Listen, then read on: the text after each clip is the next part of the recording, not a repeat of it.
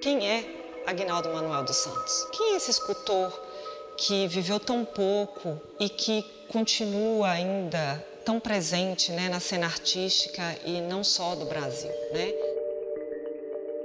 Aguinaldo Manuel dos Santos nasceu em 10 de dezembro de 1926, na ilha de Taparica. Em 46 ele muda para Salvador em busca de melhores oportunidades de vida. E ao procurar trabalho na região do Porto da Barra, ele encontra o ateliê do artista Mário Cravo Júnior, isso em 1947. Naquela altura, o ateliê do Mário Cravo era um espaço inacabado, aberto, que não tinha grade de proteção, então era muito fácil acessar esse espaço. E Aguinaldo, então, encontrou o Mário Cravo, pediu um emprego, e não só conseguiu um emprego, como também um lugar para dormir. Ele começou trabalhando como vigia desse espaço, né, que não tinha qualquer tipo de proteção. De vigia, o Aguinaldo passou a ser assistente de Mário Cravo, que naquele momento estava trabalhando com diferentes suportes e materiais, e Aguinaldo já tinha uma experiência prévia com trabalhos manuais por conta da sua situação de pobreza, né, de desenvolver qualquer tipo de ofício, né, que aparecesse. Então ele já tinha experiência no corte da madeira, né, e de lidar com outros tipos de materiais também. E o Mário Cravo percebeu que o Aguinaldo tinha uma habilidade, né, maior. Então ele começou a ajudar o Mário Cravo em seus trabalhos. E foi só em 1953 que Aguinaldo passou a produzir as suas próprias esculturas, né? E eu acho que tem um dado muito importante, né, quando a gente analisa esse escultor, é que ele estava convivendo naquele momento com talvez o espaço mais importante, com os artistas mais importantes, não só da cena artística da Bahia, mas de outros artistas que vinham de outras partes do Brasil e também do exterior. Foi nesse meio extremamente rico que ele se formou, né, enquanto artista. Então, por conta disso, né, eu acho que é mais do que urgente a gente analisar esse escultor de uma outra perspectiva. Aguinaldo não era um artista que foi encontrado no meio de um mato, né, fazendo escultura sem... Ele estava dialogando com não só artistas, mas também com figuras da intelectualidade baiana, né, como Clarivaldo Prado Valadares, o fotógrafo francês Pierre Verger, a Lina Bobardi, e artistas como Caribé, Mirabeau Sampaio, Lênio Braga, todas essas figuras que estavam ali, né, desenvolvendo e pensando essa modernidade na Bahia. Então, a ideia da exposição era sempre subverter o lugar do artista popular, do artista ligado ao inconsciente, de um artista primitivo. Ele foi colocado nessa chave. E eu queria uma presença bem marcante da figura do artista, porque o nome do Aguinaldo foi usado de muitas formas, mas as pessoas pouco conhecem a figura dele. Quem é essa figura? Quem é essa pessoa, né, que morreu aos 35 anos de idade, em 1962, no auge da sua carreira? Aguinaldo é um artista extremamente sofisticado. Ele não foi um artista de fases, ele não trabalhou com alguns temas especificamente em determinados períodos que nos permitem, por exemplo, datar as obras, né, e criar até uma trajetória mesmo. Ele, ao longo da sua vida artística, ele explorou tudo o que ele podia na escultura, ele subverteu esse lugar. O Aguinaldo foi um artista muito ambicioso, no bom sentido mesmo, de ir atrás, de pesquisar, de se interessar. Então, a exposição ela abre com, chamo de eixo, ou pode ser chamado também de núcleo, esculpindo uma trajetória, que é onde eu destaco alguns eventos e exposições que foram marcantes, né? Inclusive, a primeira exposição individual dele acontece no Rio de Janeiro, em 1956, ou seja, só 3 anos depois, né, que ele começa a produzir, e depois ele ocupa as principais galerias, né? Galeria Gea, Galeria Ambiente, né? A Lina Bobardi faz uma exposição dele em 1961 no Museu de Arte Moderna da Bahia. Ele é capa da revista Black Orpheus, uma revista nigeriana extremamente importante. Então, essa parte, Esculpindo uma Trajetória, é um pouco para mostrar, né, o quanto esse artista batalhou para ocupar esses espaços, né? Ele ocupa espaços que eram importantíssimos da cena artística da década de 50 e comecinho da década de 60. Então, eu fiz uma seleção de obras marcantes, participaram de exposições. Tem aqui uma obra que participou da primeira exposição individual em 1956. Uma delas participou do Festival de Artes Negras em Dakar, no Senegal, em 1966. Então, é uma cronologia que ela sai um pouco do convencional, né? Que ela integra texto, documentos e as próprias obras do Aguinaldo. Um outro eixo da exposição, que é o Universo das Carrancas, destaca a relação do Aguinaldo Manuel dos Santos com Francisco Biquiba Guarani, que é conhecido como o maior escultor de carrancas, né? Então, essa relação, na verdade, começa a partir de uma via comercial. Aguinaldo já era um grande conhecedor dessa região, do Rio São Francisco, e ele começa a fazer uma mediação mesmo de venda das obras do Biquiba Guarani, das carrancas que ainda eram navegáveis, mas que já estavam entrando em desuso. E dessa relação comercial, eles estabelecem uma relação de amizade profunda, em que o Aguinaldo olhava para esse mestre com uma grande admiração, né? Então, o Biquiba Guarani, por exemplo, mostra para o Aguinaldo quais eram as melhores madeiras, porque Aguinaldo reclamava que as esculturas dele rachavam.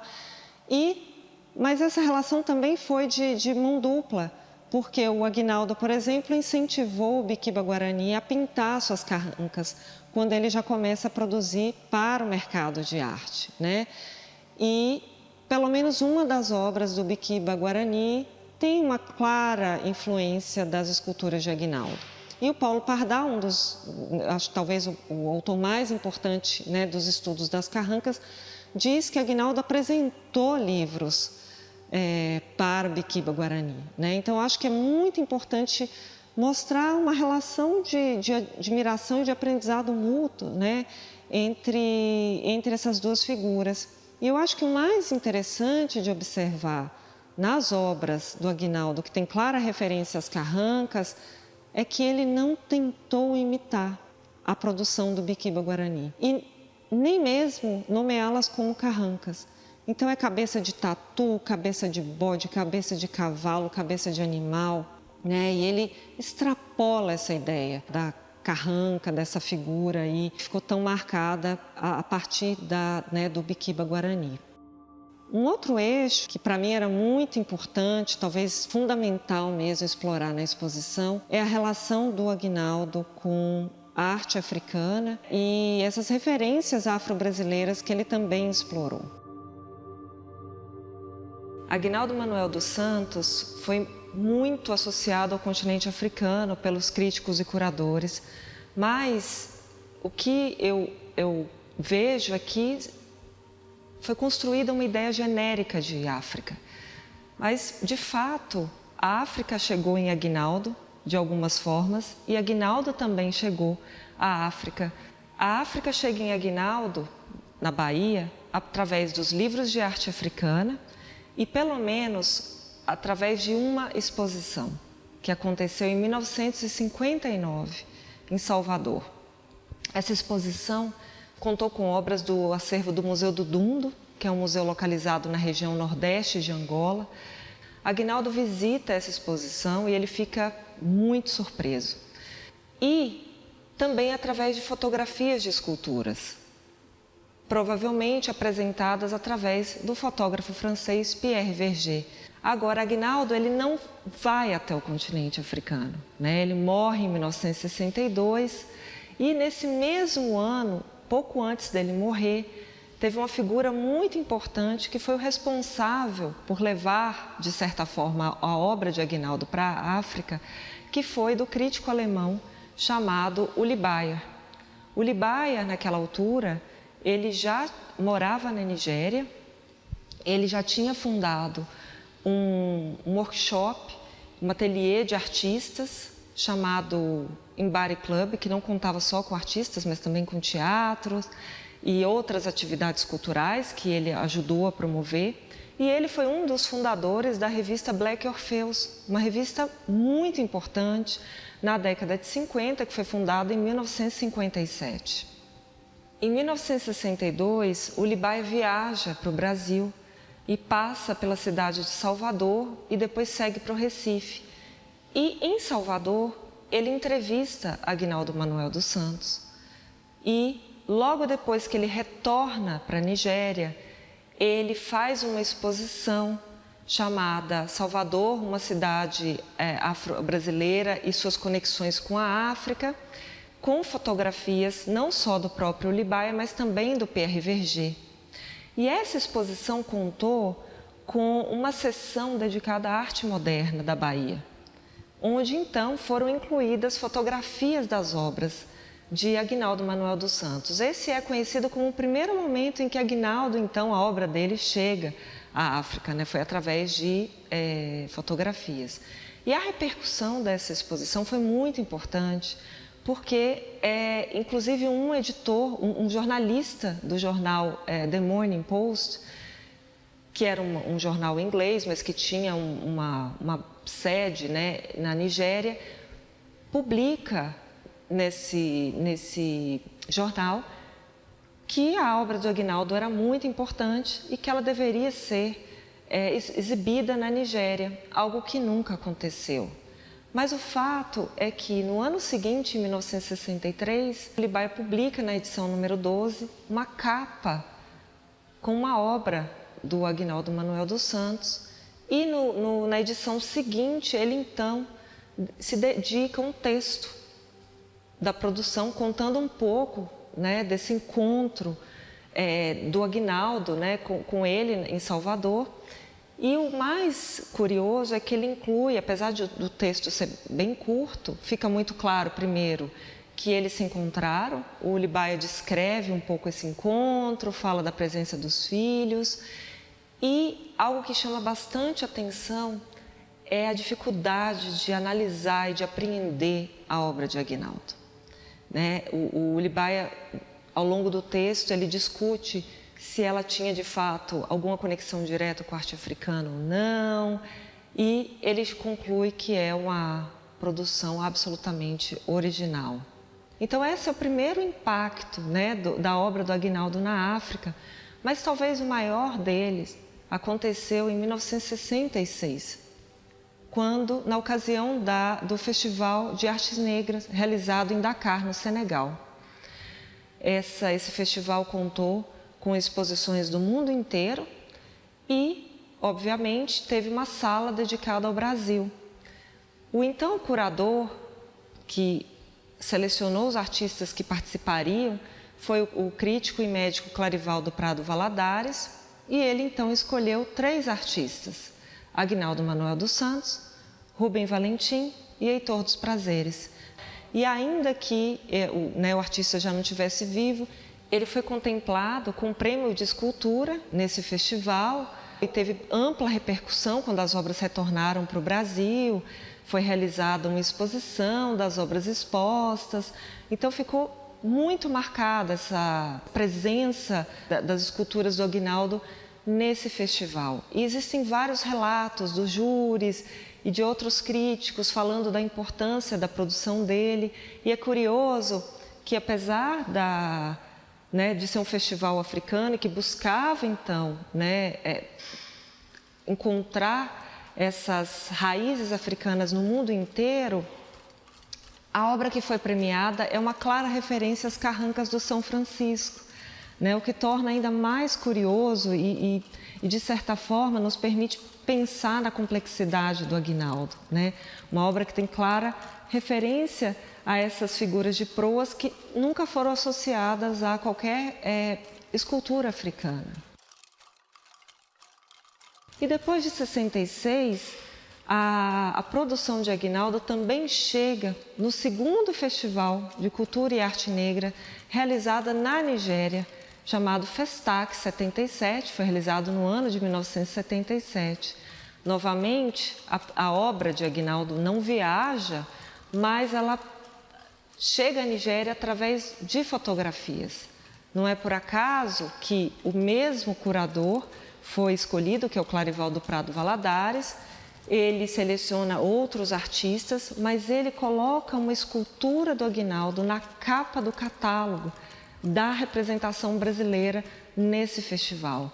O que torna ainda mais curioso, porque é um artista que não estava participando com obras, né, nessa exposição. O curioso é que a obra escolhida é uma obra com clara referência às máscaras EPA dos povos iorubás, que estão localizados na Nigéria e que provavelmente Aguinaldo teve contato a partir das fotografias de Pierre Verger.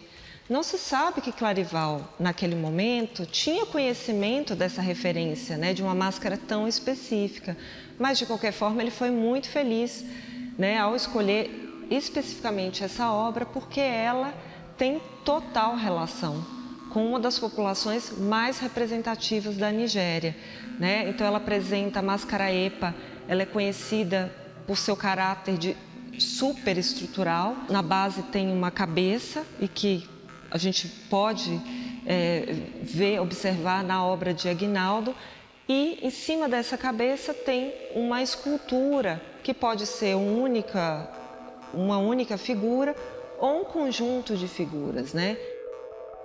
Fica muito evidente que Aguinaldo olhou para esse tipo de máscara dessa população iorubá e que aparece.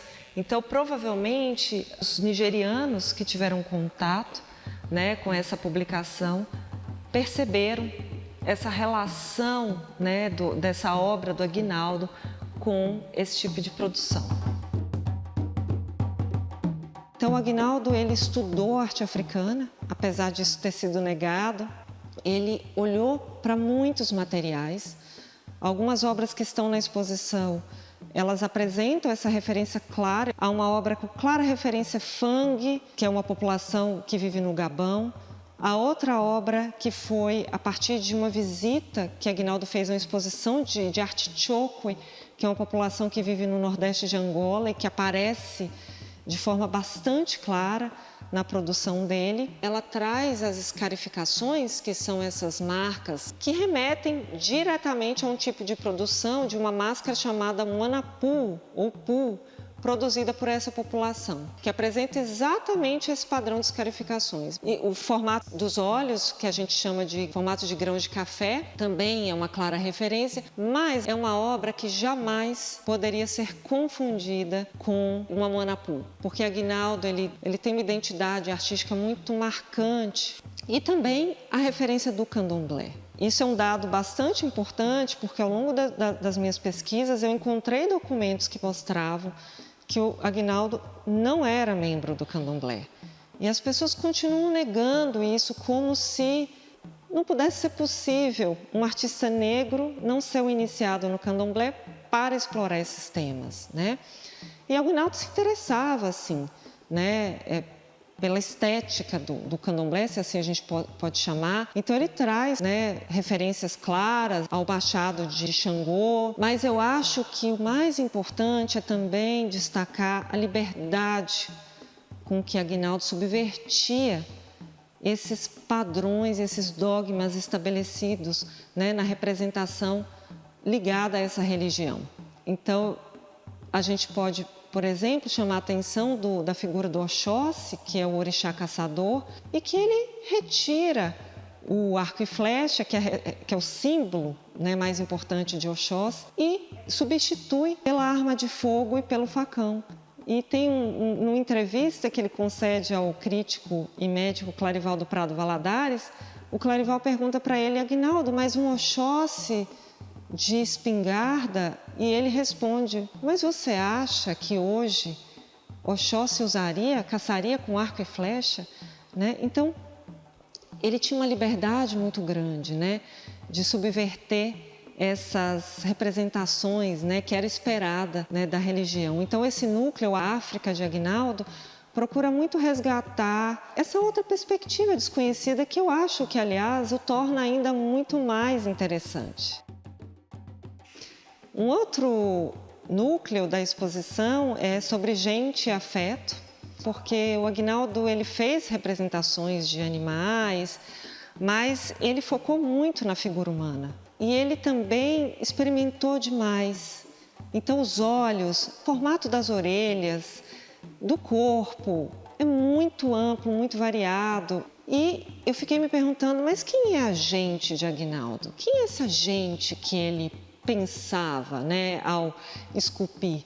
E aí, quando eu pesquisei os títulos das obras, eu me dei conta que o Aguinaldo se interessava por gente do dia a dia, gente que ele cruzava na rua.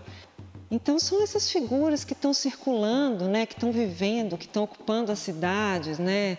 E nesse eixo, eu também quis trazer, né, que eu acho que é algo que ainda precisa ser explorado na obra do Aguinaldo, o quanto ele estava atento ao que os outros artistas modernos estavam fazendo nesse momento e o quanto ele estava dialogando com essas figuras. Então, essas figuras de maternidade, que é muito forte na obra de Aguinaldo, não era um tema que ele descobriu, né?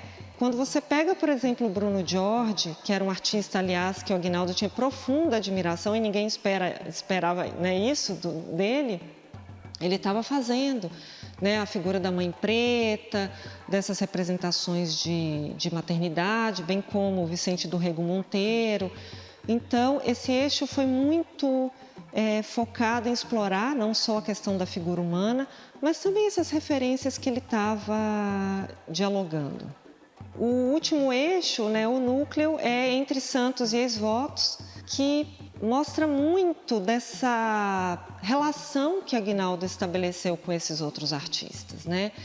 Um dos aspectos, né, fundamentais, né, que a gente pode ver na arte moderna no Brasil é essa busca, né, pelo popular, pelo nacional.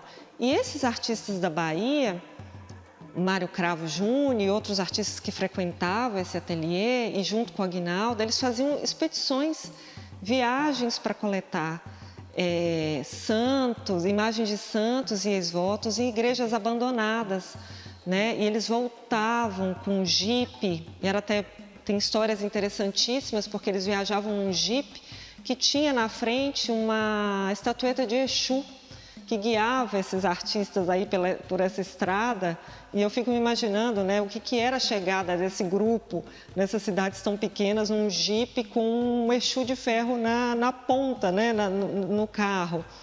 Então, eles tinham esse interesse, né, de resgatar.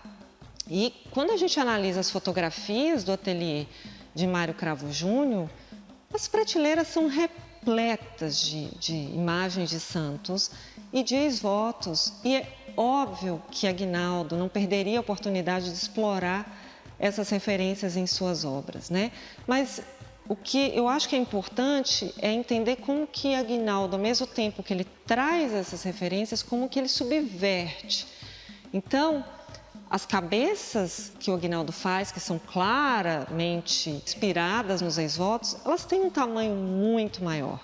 Então, elas jamais seriam confundidas com ex-votos.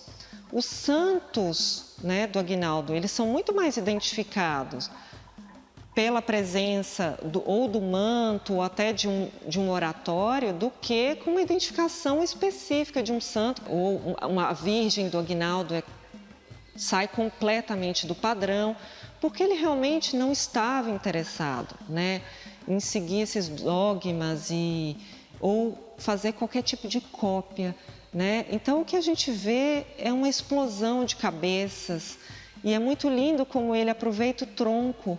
Então, de repente, uma parte do tronco vira um coque ou uma orelha. Ele observava profundamente o tronco que ele tinha em mãos. E isso não sou eu que estou dizendo, tem uma entrevista da esposa dele, Ernestina, que ela concedeu em 1988, na ocasião de uma exposição que foi realizada na Bahia, que ela conta que ele era extremamente obsessivo, né? E era muito perfeccionista. E eles dormiam com várias toras de madeira em volta da cama e que Aguinaldo, de repente, acordava, ficava olhando para uma tora e dali surgia o que ele queria fazer e ele não aguentava esperar chegar amanhã. Ele levantava e trabalhava. É esse Aguinaldo que eu quero mostrar com essa exposição, né? Essa figura intensa, apaixonada, um artista que sabia das dificuldades, né, de inserção na cena artística e sabia o que era esperado dele e como ele conseguiu subverter esse lugar limitado, né? Não é à toa que, mesmo após a morte dele em 1962, Aguinaldo continua, né, fazendo exposições no Brasil e no mundo. Então, a exposição Aguinaldo Manuel dos Santos, A Conquista da Modernidade, tem o objetivo de mostrar, né, um artista que nada foi dado para ele, né?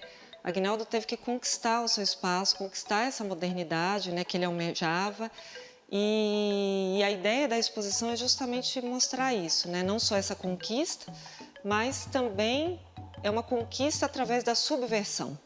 Aguinaldo, ele vai pacientemente subvertendo o lugar projetado para ele, porque ainda que ele tenha ocupado lugares importantes da arte moderna e exibido suas obras com outros artistas modernos, né, daquele momento, ele sempre foi apresentado de uma forma diferente. E eu acho que a resposta que Aguinaldo dá é a partir das suas obras, né? E eu acho que esse conjunto é muito importante para mostrar isso. Eu acho que, mais do que qualquer texto, um passeio pela exposição revela como Aguinaldo usou as suas obras para mostrar quem ele era e o que ele almejava.